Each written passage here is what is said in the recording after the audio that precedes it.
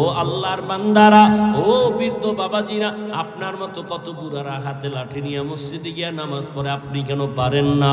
ও এলাকার পর্দার আড়ালের মা বোনেরা, আপনার মতো কত মা কত বোন পর্দা করে মোবাইলে সময় নষ্ট করে না, 5 বেলার নামাজ পড়ে, যার স্বামী আছে স্বামীর মাল হেফাজত করে, সন্তান থাকলে সন্তানগুলোকে আদর্শওয়ালা বানানোর মেহনত করে।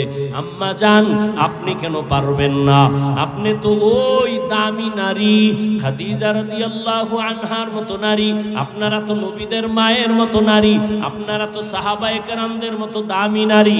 আরে সাহাবায়ে কেরামদের মা কত দামি, আজকে 29টা সন্তানকে পাগড়ি দেয়া হলো হাফেজে কোরআন, এদের মা কত কপালওয়ালা মা, আপনারা তো এদের মায়ের মতোই দামি মা। আপনারা তো আয়েশা রাদিয়াল্লাহু আনহার মতো দামি নারী, ফাতেমা রাদিয়াল্লাহু আনহার মতো দামি নারী, ইসমাঈল নবীর মা হাজরা আলাইহা সালামের মতো দামি নারী, ঈসা নবীর মা মারিয়াম আলাইহা সালামের মতো দামি নারী। বেঈমান ফেরাউনের ঘরে স্ত্রীর নাম কি? আসিয়া। যে আসিয়া, ফেরাউন এত বড় বেঈমান, আল্লাহর বিরুদ্ধে গিয়া নিজের খোদা দাবি করলো, অথচ তার ঘরে আসিয়া এমন দামি হয়ে গেল। রহমতের নবী বলেন, জান্নাতে আসিয়ার সাথে কিয়ামতে আমার বিবাহ হয়ে যাবে। এরে আম্মা জান, আপনার স্বামী তো ফেরাউনের মতো খারাপ না। আপনি নামাজ পড়া কি পারতেন না? স্বামীটারে বুঝাইতেন। আপনার স্বামী তো একদিন দিনের লাইনে চলে আসতো। আপনি যদি স্বামীকে বুঝাইতেন, স্বামী মা বাবার মায়ার ঘর সাইরা চলে আসছি তোমার কাছে, না খাইয়া থাকলেও আসি, খাইয়া থাকলেও আসি, তবে তোমার কাছে আমার জীবনের দাবি, জীবনে কোনোদিন অন্যায় অবৈধ হারাম টাকা ঘরে আনবা না। মা যদি বুঝাইতেন, কোনোদিন স্বামী হারাম কামাই ঘরে নিত না। আপনার সন্তানের রক্ত তো পবিত্র, হারাম টাকা দিয়া রক্তকে নাপাক করবে কেন? কেন ওই মহিলার রক্ত হারাম টাকার খানা দিয়া নাপাক করবে? ও আল্লাহর বান্দিরা, এখনো সময় আছে, তওবা করে নেন। যুবক বাবারা তওবা করে নাও। জীবনে মা বাবার সাথে বেয়াদবি করে বরদোয়া নিবা না, উলামায়ে কেরামের দোয়া নিয়ে চলবা, মুরব্বী ওস্তাদ যারা শিক্ষকের দোয়া নিয়ে চলবা, 5 বেলার নামাজ পড়বা, নবীর তরিকায় চলবা। আল্লাহর কাছে তওবার নিয়ত করিয়া খাঁটিভাবে যদি বলতে পারো, আল্লাহ জীবনের সব গুনাহ মুহূর্তে মাফ করে দিবেন। আমরা যারা নবীর তরিকা মানিয়া চলি, কই আমরা তো না খাইয়া মরি নাই, সম্মান তো আমাদের কমে নাই। তোমার চোখের সামনে তো দেখতেছো, ওরে আমরা নবীর তরিকা মানিয়াও তো 3 বেলা খাই, আর তুমি নবীর তরিকা বাদ দিয়া 3 বেলা খাও। তুমিও রাতের বেলা ঘুমাও, আমরা নবীর তরিকা ঠিক রাইখা রাতের বেলা ঘুমাই। তুমি নবীর তরিকা বাদ দিয়া বাজারে যাও, আর আমি নবীর তরিকা ঠিক রাইখা বাজারে যাই। তুমি নবীর তরিকা জমাই কইরা দেশ বিদেশ ঘুরো, আর আমি নবীর তরিকা ঠিক রাইখা দেশ বিদেশ সফর করি। আমি পারলে তুমি কেন পারবা না? আসলে অন্তরে ভয় নাই, আল্লাহর আদালতে জবাব দেওয়া লাগবে। ঘুমের ঘরে মরণ হতে পারে, পারে না? আজকে তুমি এখানে তাজা বয়ান শুনতেছো, কালকে হতে পারো তুমি মরা লাশ। ঘুমের ঘরে আজরাইল যদি আসে, আইসা যদি দেখে তোমার কানের মধ্যে গানের তার লাগানো, বলো মুসলমান সন্তান, আল্লাহর আদালতে কি জবাব দিবা? আল্লাহর কোরআনটা কি মিথ্যা মনে করেছো? নবীর কথা কি মিথ্যা মনে করেছো? আমিও তোমার মতো প্যান্ট শার্ট টাই লাগায় দাড়ি খাইটা যদি বাহাদুরি করতাম, রাস্তায় পারতাম। কেন করি না রে বাবা? একমাত্র কারণ জাহান্নামের আযাবের ভয়। এই টুপির কারণে, দাড়ির কারণে, কওমি মাদ্রাসায় পড়ার কারণে কত বাজে কথা আমগো মানুষে বলে শুনি, আবার কত বিরুদ্ধে লেখালেখি করে, আবার কত ষড়যন্ত্র চলতেছে রে বাবা। এরপরে কোনো টুপি ফালাই না, নামাজ ছাড়ি না, দাড়ি কাটি না রে বাবা। একমাত্র কারণ গুনাহ নিয়ে কবরে যাব না, আল্লাহর আদালতে জাহান্নামী হয়ে দাঁড়াবো না। এই কারণেই তো আল্লাহর আদালত বড় ভয়ঙ্কর। নবীরা পর্যন্ত যে আদালতে কান্না করবেন, আমাদের উপায় কি হবে? অতএব তওবা করে নাও। আল্লাহর আদালত বড় ভয়ঙ্কর, গুনাহ নিয়ে দাঁড়াবো না। মনে মনে আল্লাহকে বলো, হে আল্লাহ, জীবনে তো শয়তানের ধোকায় পড়ে গুনাহ কম করি নাই, আমার গুনার কারণে আমার হাত না পাক, চোখ না পাক, জিহ্বা না পাক, অন্তর না পাক। আজকে থেকে তওবা করে নিলাম, আর নামাজ ছাড়বো না, আর দাড়ি কাটবো না, বেপরদায় চলবো না, মা বাবার সাথে বেয়াদবি করব না, শিক্ষকের সাথে বেয়াদবি করব না, মুরব্বীদের দোয়া নিয়ে, উলামায়ে কেরামের দোয়া পরামর্শ নিয়ে নবীর তরিকায় চলবো। তওবা করার মতো যদি কারো অন্তর তৈরি হয়, মুনাফিকি না থাকে, খাঁটি তওবার নিয়ত যাদের আছে, দুটো হাত আল্লাহকে দেখায় দেই, আয় আল্লাহ হাতগুলো কবুল করেন, তওবা কবুল করেন, তওবার উপরে মজবুত হইয়া চলার মতো তৌফিক দান করেন, আমিন। আলহামদুলিল্লাহি রাব্বিল আলামিন, ওয়াসসালাতু ওয়াসসালামু আলা সাইয়্যিদিল আমবিয়া ওয়াল মুরসালিন ওয়া আলা আলিহি ওয়া আসহাবিহি আজমাইন। ইয়া আরহামার রাহিমিন, ইয়া আরহামার রাহিমিন, ইয়া আরহামার রাহিমিন, রব্বিরহামহুমা কামা রব্বায়ানি সগীরা। আল্লাহুম্মা ইন্নাকা আফুউন কারীম তুহিব্বুল আফওয়া ফা'ফু আন্না। আল্লাহুম্মা ইন্না নাসআলুকা রিযাকা ওয়াল জান্নাহ ওয়া নাউযু বিকা মিন সাখাতিকা ওয়ান নার। ও দয়ার মালিক, আমরা গুনার বোঝা নিয়ে আপনার দরওয়াজায় হাজির। কত উলামায়ে কেরাম, মুরব্বী, হাজী সাহেব, ব্যবসায়ী, চাকরিজীবী, যুবক, ছাত্র ভাই, পর্দার আড়ালে কত মা বোনেরা হাত তুলেছেন। আমরা সবাই জাহান্নামের আসামি, গুনাহগার। তওবার নিয়তে হাত উঠাইলাম, শয়তানের ধোকায় পড়ে কত নামাজ ছাড়লাম, দাড়ি কাটলাম, বেপরদায় চললাম, চোখের গুনাহ, হাতের গুনাহ, জবানের গুনাহ, মিথ্যা গুনাহ, গীবতের গুনাহ, আয় আল্লাহ গালাগালির গুনাহ। তওবা করলাম, এই গুনাহ অবস্থায় আর বাড়ি যাব না, গুনাহ নিয়ে কবরে যাব না, গুনাহ নিয়ে আপনার আদালতে দাঁড়াইতে চাই না রে আল্লাহ।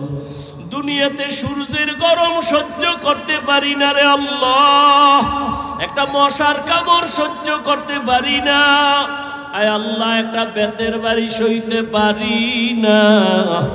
নবীজির বয়ান, ওরে গুনাহ নিয়ে যদি কেউ কবরের বিছানায় যায়, ওয়া আম্মা মান খাফা মাকামা রাব্বিহি ওয়া নাহান নাফসা আনিল হাওয়া ফাইন্নাল জান্নাতা হিয়াল মাওয়া।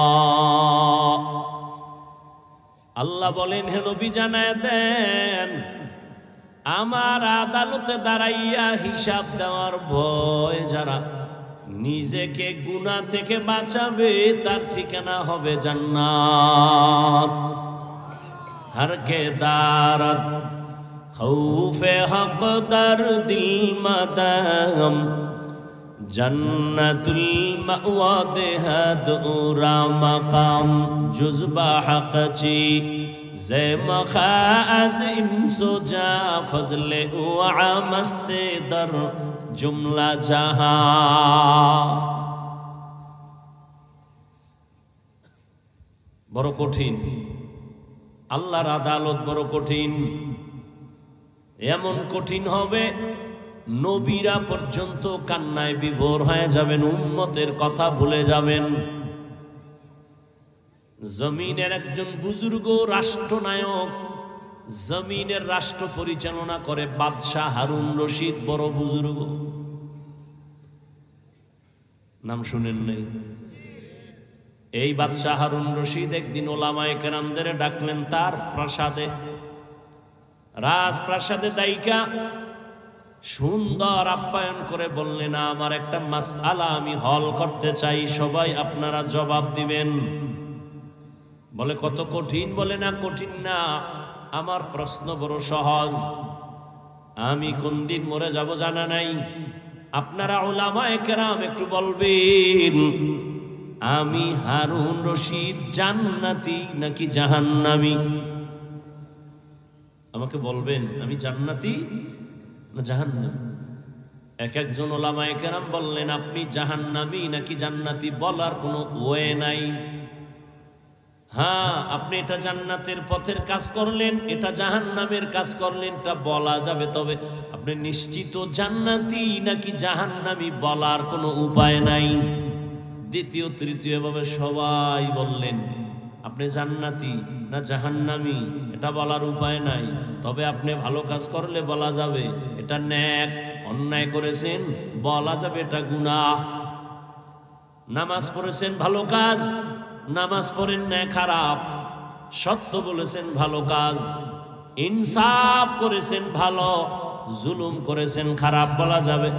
কিন্তু আপনি যে জান্নাতি নাকি জাহান্নামী এটা নিশ্চিত বলা যাবে না। নিরাশ হয়ে গেল বাদশা হারুন রশিদ। তার স্ত্রীর নাম কি?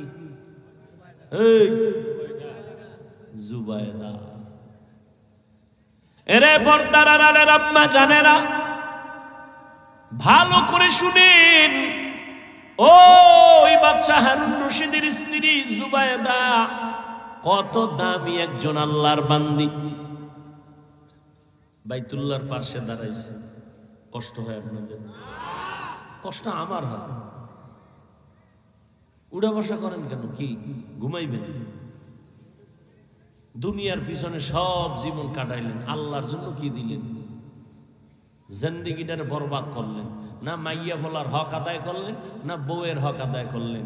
এক মোবাইল দিয়ে দিছে বেঈমানের বাচ্চাগুলো, এখন সারা রাতে মোবাইলের হক আদায়ে ব্যস্ত। আল্লাহর কাছে এটা তো কইতে পারবো যে আল্লাহ মাইয়া বলা বউ না হইলো মোবাইলের হকটা আদায় করছে। হই আমি মাঝে মাঝে উদাহরণ দেই না, রমাজানে দেখবেন ইফতারির সময় রোজাদারের আগে বেরোজাদার দুই সাইডটা ঢুকতে পারলে হোমানে আজান আছে 5 মিনিট বুট খায়। কি বুট খাও কেন? রোজা রই নাই। আব্বা এরা না আমিও রই। এরা যে খাওন শুরু করছে আর বন্ধ নাই, ফাঁকে ফাঁকে খাইতেছে। ইমাম সাহেব নামাজও বইরা দেখে এখনো খায়। কেউ নামাজ জীবনে পড়ি নাই, বাবাও পড়ে নাই, তো ইফতারি কেন খাও? কিয়ামতের দিন আল্লাহ নাকি অনেক রাগ নিয়ে দাঁড়াবেন আদালতে। ধমক দিয়া যদি বলেন এই বেঈমান রোজা রাখছুনি রাখি নাই, নামাজ পড়ছুনি পড়ি নাই, আল্লাহ যদি বলি এই ফালা ইফতারিটাও কি খাইতে পারলি না, এই উসিলায় যদি একটু লাইন পাওয়া যায়। ওই যে এক চোরার ঘরের চোরা বেয়াদব ছবি তোলার জন্য ভাগল। একজনে কান্দে হাত দিয়ে কয় হুজুর একটা সেলফি। কেন? কয় যদি আল্লাহ উসিলায় মাফ করে। কত বড় দাজ্জাল! আল্লাহ হেদায়েত দান করুন। আমি বানায় কই না, এগুলি হইতেছে। দেখেন না স্টেজ উঠবো লাইন দিয়া হাত বাড়াই রয়েছে, ওই হ্যান তো নাম আজ যে বাড়াইছি ওদিকে মামাতে মোবাইল ছবি তুলবে। এই এই এই হাত বাড়ানে কোনো সওয়াব আছে? এই জন্য আমি 8টা রাস্তা পকেটে ঢুকে এলেছি। গুনার সহযোগিতা তো আমি করতে পারি না। অথচ মোনাজাতের পরে হাজার হাজার মানুষের সামনে কষ্ট স্বীকার কইরা বইয়া বইয়া আবার মুসাফা করি, এটা কারো চোখে বাজে না? ওই হারুন রশিদের স্ত্রী জুবায়দা বাইতুল্লাহর কিনার স্বপ্নে দেখে বাইতুল্লাহর কিনারায় দাঁড়ানো আছেন, আর চতুর্দিক থেকে মানুষ এসে জুবায়দার সাথে খারাপ আচরণ করতেছে, জেনা করতেছে। বুঝেননি কিছু? না ঘুমাইতেছেন? জুবায়দা কই দাঁড়ানো?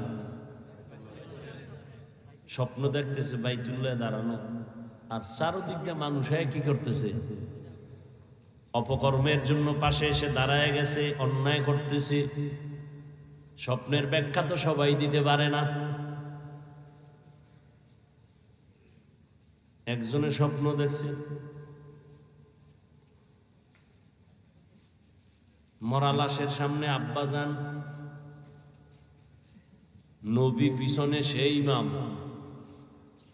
জানাজার ইমাম, হে নবী পিছনে মুক্তাদি। স্বপ্নের ব্যাখ্যা একজনের চাইছে তোর বাপে মরে গেছে, খবর ল, যাই যাই শীতপটা হয়ে গেছে। কারণ নবীর সামনে ইমামতি কারো জায়েজ নাই, হারাম। জুবায়দা স্বপ্ন দেখা স্বপ্নের ব্যাখ্যা করনেওয়ালা একজন বিজ্ঞ বড় আলেমের কাছে চলে গেল। স্বপ্নের ব্যাখ্যাকারী ডাক দিয়া কয়, কে স্বপ্ন দেখেছে? বলে, বিশ্বের একজন রাষ্ট্রনায়কের স্ত্রী রাজরানী জুবায়দা। কয়, ওর কপাল সান কপাল্লা জুবায়দা। ও যে স্বপ্ন দেখছে বাইতুল্লাহর কিনারায় দাঁড়ানো আর চারদিকের মানুষ জেনা করে, এই জুবায়দার হাতের টাকা দিয়া বাইতুল্লাহর পাশে এমন খেদমত হবে যেই খেদমতের অংশে সবাই দুনিয়ার মানুষ গ্রহণ করবে। এসান কপাল জুবায়দার। ঠিকই জুবায়দা নিজের টাকা দিয়া, সরকারি টাকা না, স্বামীর টাকা না, নিজের টাকা দিয়া জুবায়দা বাইতুল্লাহ মানুষ পানি পায় না, নহর খনন করলো। আজও মক্কা নগরীতে নহরে জুবায়দা নামের সে নহরের দেওয়াল আছে। এই জুবায়দার 100 কাজের মহিলা, 100 কয়শো? এই জুবায়দার কাজের মহিলা 5 ওয়াক্ত নামাজ পড়ে, কোরআনে হাফেজা, 100 নারী সবাই। জুবায়দা শিডিউল করে দিছে, আমার বাড়িতে জানো 24টা ঘন্টার সেকেন্ডে সেকেন্ডে কোরআন তেলাওয়াত হয়। তুমি আধা ঘন্টা করবা, এরপরে কাজে যাও। বাকি আধা ঘন্টা তুমি, এরপরে তুমি কাজে যাও। বাকি আধা ঘন্টা তুমি, এরপরে তুমি কাজে যাও। এইভাবে 100 জনারে সিরিয়াল এমন ভাবে দিছে 24টা ঘন্টা জুবায়দার বাড়ি কোরআন তেলাওয়াতের আওয়াজ। আমগো কাজের মহিলা গুফ হয় কি? কাজের মহিলা বাদ দেন, আমগো ম্যাডাম গুফ হয় কি? সারা সিংহাসনে বইয়া কয়, এলেমের সম্মান তো এমনই হয়। এবার 9 বছরের বালক ডাক দিয়া কয়, সাহেব জাহাপনা প্রশ্নটা আবার করেন। বলে, প্রশ্ন হলো আমি জান্নাতি হারুন রশিদ নাকি জাহান্নামী?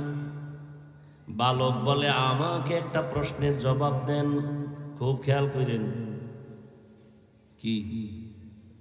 বলে, আপনার জীবনে এমন কোনো অবস্থা হইছেনি যেই অবস্থাটার মধ্যে আপনি চাইলে গুনাহ করতে পারতেন কিন্তু এমনেই করেন নাই?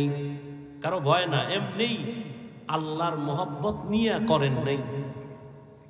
বলে, হ্যাঁ, আমার জীবনে এমন সুযোগ হয়েছে আমি চাইলেই গুনাহ করতে পারতাম, আমার মালিকের ভয় আমি ইচ্ছা করে গুনার সুযোগ পাইয়াও গুনাহ করি নাই। বালক বলে, আল্লাহর জাত ও সিফাতের সাক্ষী রেখে বলছি, আপনি নিশ্চিত জান্নাতি। কয় বছরের বালক? এই যে বালকে ফতুয়া দিছে, হুজুরকে উপায় আছে? হুজুরের রাখা কইলে কেমনে দাঁড়া? এই বালক কেমনে বলল? এই বালক কেমনে বললা? দলিল দাও। বালক বিনয়ের সাথে আদবের সাথে বললেন, দলিল নেন কোরআন থেকে। ওয়া আম্মা মান খাফা মাকাম রাব্বিহি ওয়া নাহান নাফসা আনিল হাওয়া ফাইন্নাল জান্নাতা হিয়াল মাওয়া।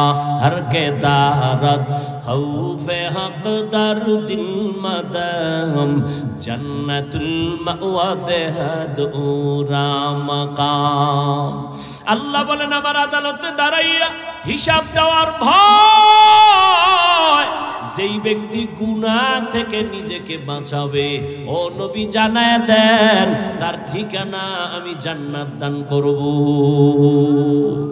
আতিনা ফি দারে দুনিয়া না হাসান, আতিনা ফি দানা হাসান ইয়া গিয়াসাল মুস্তাগীসিন হদিনা লফতিখারা বিল উলুমে ওয়াল গিনা।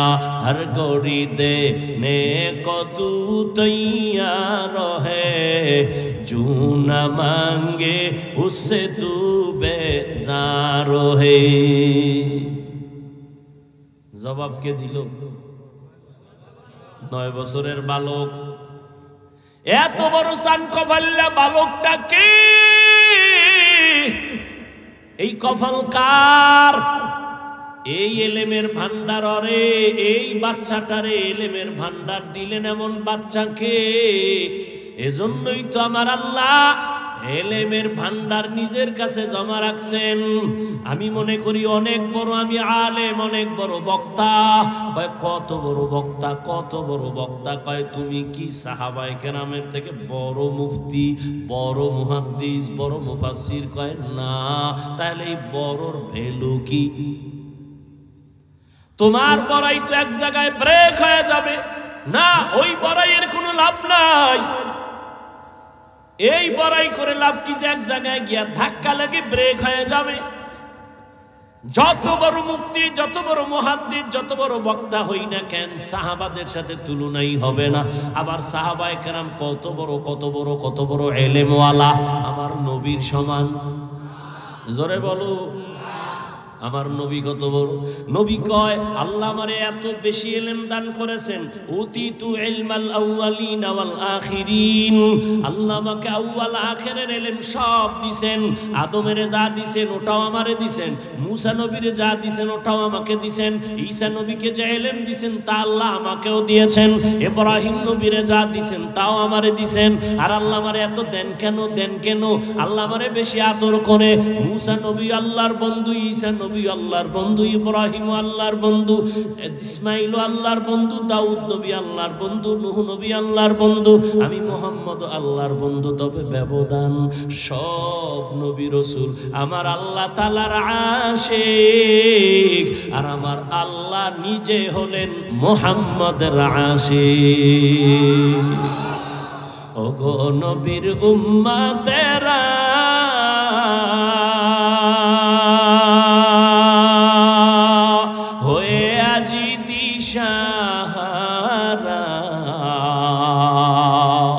কোরআন হাদিস রে চলো যখন যাহা চায় মনে, নবী বিনে কে দাঁড়াবে পুলসিরাত মিজানে, নবী বিনে কে দাঁড়াবে পুলসিরাত মিজানে। এরে নবীর আশিক, নবী বলেন আল্লাহ আমাকে আউয়াল আখিরের ইলম দান করেছেন। তার মানে কম না বেশি? ও ভাই ধৈর্য ধরলে কিছু কই, নাইলে সাইরে দিন।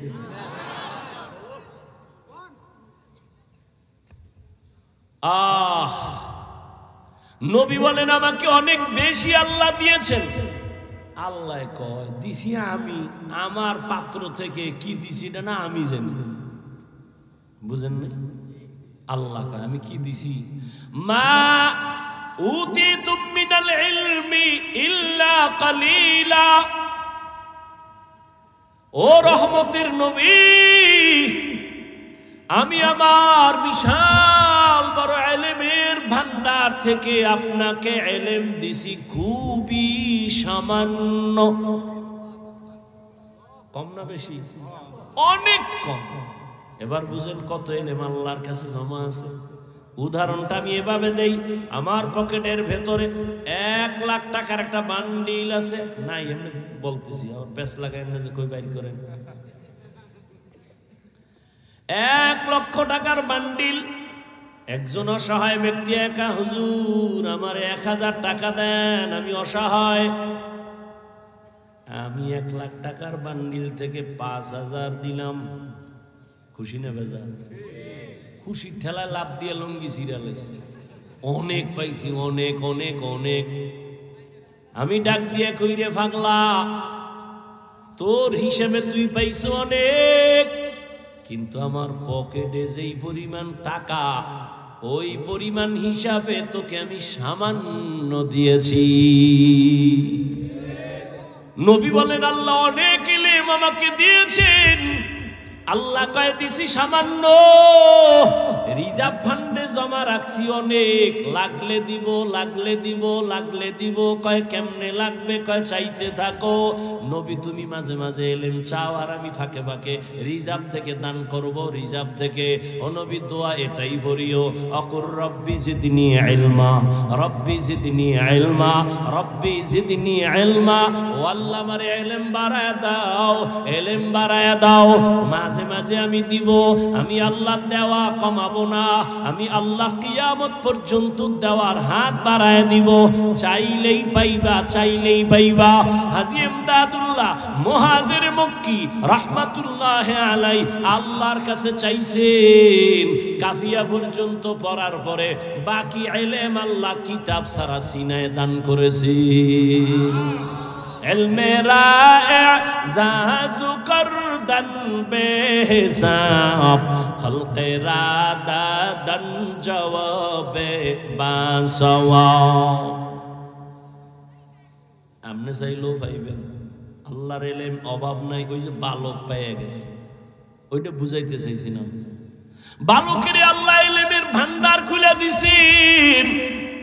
শত উলামায়ে কেরাম জবাব দিলেন একটা, কিন্তু বালক এমন জবাব দিলেন যে কোরআনের দলিলের সাথে মিল আছে না নাই? এই সান কফালওয়ালা বালক হলেন ইমাম শাফিঈ রাহমাতুল্লাহ আলাইহি।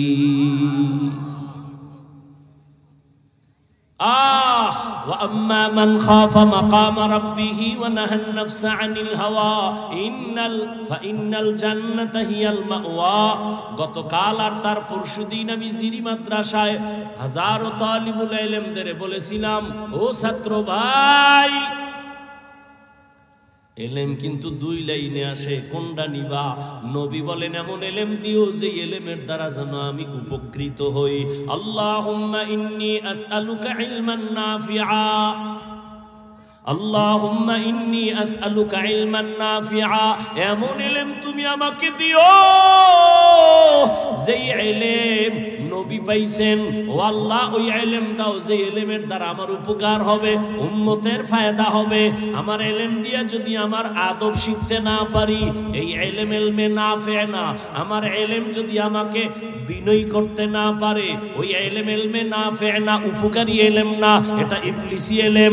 আমার ইলম যদি আমাকে খালি ফুলায় ফুলায় বড় বড় আনা খায়রুম মিনহু, আনা খায়রুম মিনহু, আমি সবার থেকে ভালো, সবার থেকে ভালো, এটা মদিনার ইলম না, এটা ইবলিসের ইলম। ও ছাত্র বাবারা, কলিজার টুকরা তালিবুল ইলম, ইলম যদি চাও, আল্লাহর কাছে রহমতের নবী যদি দোয়া করেন, ইন্নী আসআলুকা ইলমান নাফিআ, ইলম দিয়া যদি ওস্তাদের দোয়া নিতে না পারো, ওই ইলম তো ইলমে নাফে না। ইলমের দ্বারা যদি মা বাবার থেকে দোয়া নিতে না পারো, ওই ইলম তো ইলমে নাফে না। ইলমের দ্বারা যদি মানুষের সাথে ভালো আচরণ দেখাইতে না পারো, ওই ইলমটা ইলমে নাফে না, এটা উপকারী ইলম না, এটা ধ্বংস করার ইলম। আর ধ্বংস হয়েই যাইতেছে, টের পায় না। এখানে বৈশাই কিন্তু বলছিলাম, বাচ্চা কেন অসুস্থ তোমার? বাচ্চা তো শিশু বাচ্চা গুনাহ করে না, অসুস্থ কেন? তোমার গুনার শাস্তি চলতেছে, তুমি টের পাও না। ইলমে নাফে দান করেন আল্লাহ, আমাদের ইলমে নাফে দান করেন। আমিনও কয় না। ইমাম শাফিঈকে আল্লাহ ইলমে নাফে দান করেছেন। ইমামে আজম আবু হানিফা রাহমাতুল্লাহ আলাইহি ইলমে নাফে আল্লাহ দান করেছেন। অল্প পাই, অল্প সামান্য, কিন্তু আল্লাহ শয়তানি ইলম না, মদনী ইলম চাই। হ্যাঁ, ইলমে নববী চাই, যে ইলম দ্বারা আমি উপকৃত হব, যে ইলম আমাকে সম্মান দিবে, আমাকে বিনয়ী করবে, আমাকে তাওয়াজু ওয়ালা বানাবে, আমাকে কিবির মুক্ত করে দিবে, আমাকে গুনাহ মুক্ত করে দিবে, আল্লাহর পরিচয় আমাকে এনে দিবে, আল্লাহর মারিফতের আমি ভান্ডার খোলা পাবো। ওই ইলমে নাফে আমি চাই। আমার ইলম দিয়ে যদি অহংকারী করে মা বাবার সাথে বেয়াদবি করি, এটা ইলম তো ইলমে নববী না।